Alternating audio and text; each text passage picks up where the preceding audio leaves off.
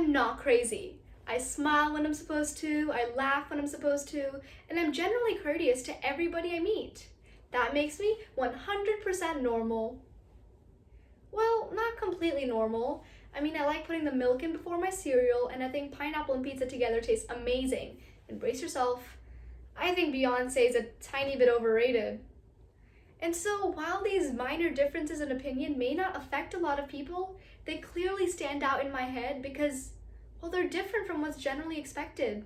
And so, I'm less likely to share them out loud for fear of backlash from other people, especially with that Beyonce comment. We must ask ourselves, why is it that women are still so afraid of going against the grain? Why is it that a historical set of norms still accept what is acceptable behavior in society today? It's increasingly important that we answer this question because right now, there's a higher number of women in high position jobs than ever before in history, and yet there's still a fear of being classified as something we're not.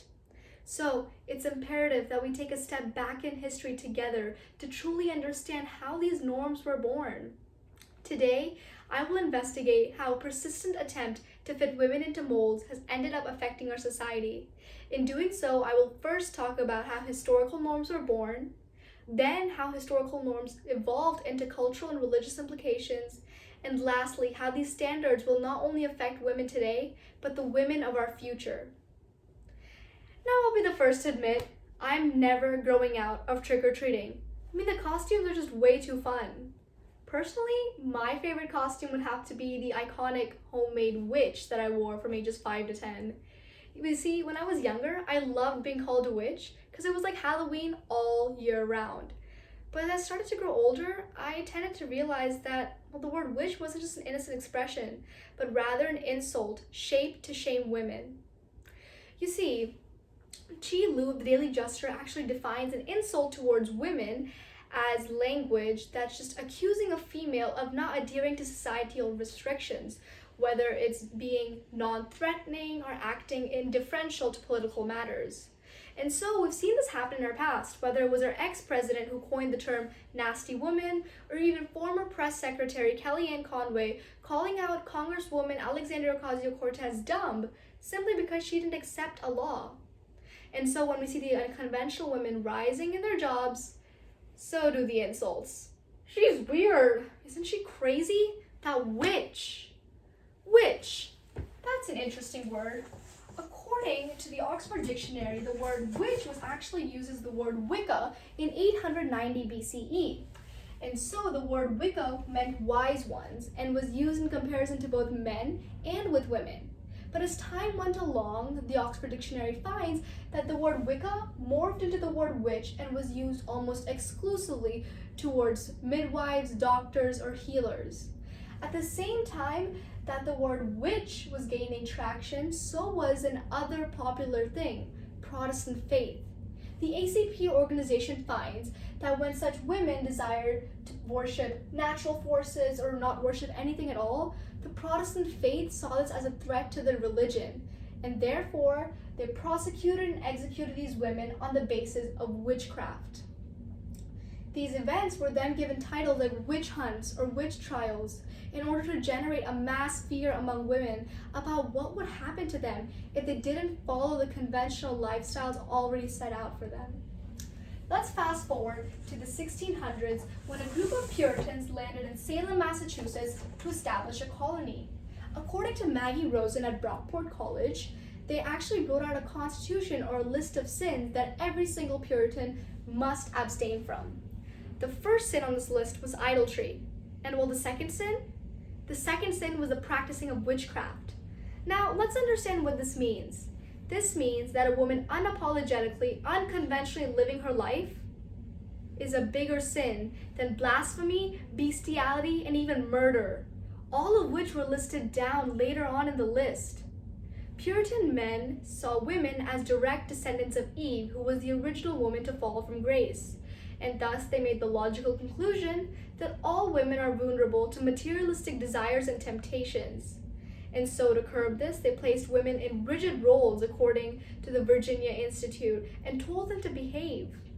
A popular writer at the time, Thatcher Ulrich Thompson, so strongly countered any idea of modern feminism by stating, If a woman meanders out into the man's world of strong problems, why her weak, inconsequential brain would just give out and be prone to fits, like a witch. And so, in 1692, along came Bridget Bishop. You see, Bishop wasn't the conventional kind of woman. She would drink alcohol and stay out late, dress exotically, and she'd even been married 3 times. The scandal. Basically, Bishop didn't have much regard for Puritan standards. And so, well, the community was itching to get rid of her before unconventionalism passed on to any of their young girls. This opportunity came racing to them when one day a couple of young children told their parents that Bridget had forced them to sign the Book of the Devil. That sounds reasonable, right? Yeah. Well, Bridget was instantly arrested and jailed at the jailhouse for 2 weeks while the men established a court of oyer and terminer in order to prosecute a single case of witchcraft. The Women's Studies Institute at Virginia College actually has a detailed record of the proceedings that happened in the court that day, and they go on to prove that almost none of the evidence brought up against Bridget Bishop was consequential to her conviction in this case.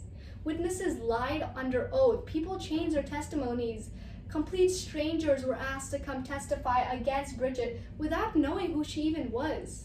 It was clear that day in the courthouse that every single piece of evidence heard wasn't heard as a hypothesis to be tested, but rather as a fact already proven against Bridget Bishop. Bishop claimed her innocence multiple times throughout the trial, but it's events like these that instigate a culture where women are not to be believed. Bridget Bishop was hung on July 10, 1692.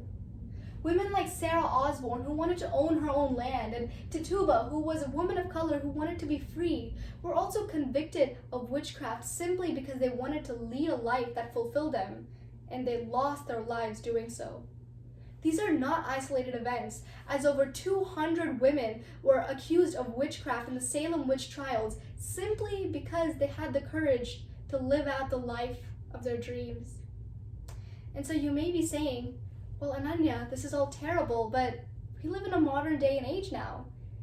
This would never happen again. I mean, come on. Not so fast. You see, right now, the attacks on unconventional women are far from over and are not ones that we've left behind in the 1600s. Currently, there are governments in the world that systematically oppress women if they don't do what society expects them to. Right now, there are 15 countries in the world that operate under Sharia law. Sharia law is basically a set of guidelines that dictates how to run a perfect society. And in these guidelines, they have rules that women must follow. One such rule is that women, if they're subjectively a bad wife, well, they can be punished for that.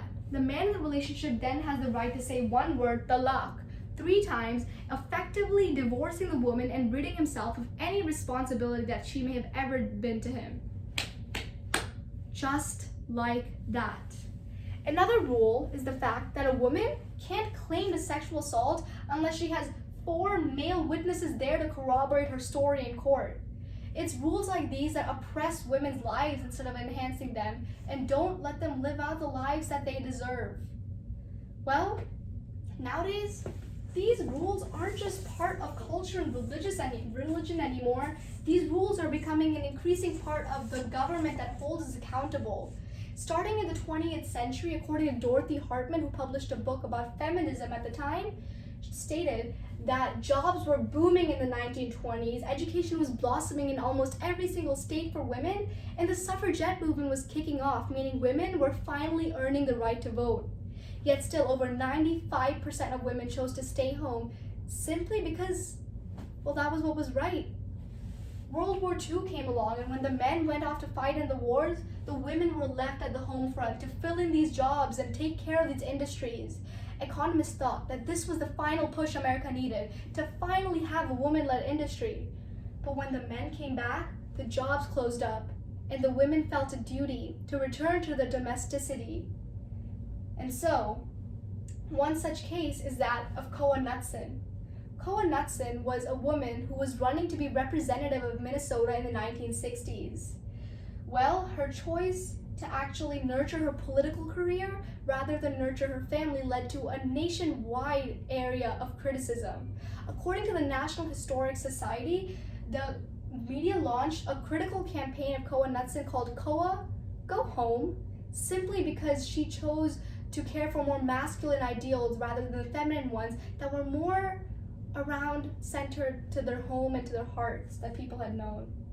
And so, the National Historic Society proves that this media campaign called Koa Go Home actually led to her loss in the election in 1960s, which just goes as far to prove that societal judgments and standards can actually impact the outcomes of women's lives and dictate how they live and now.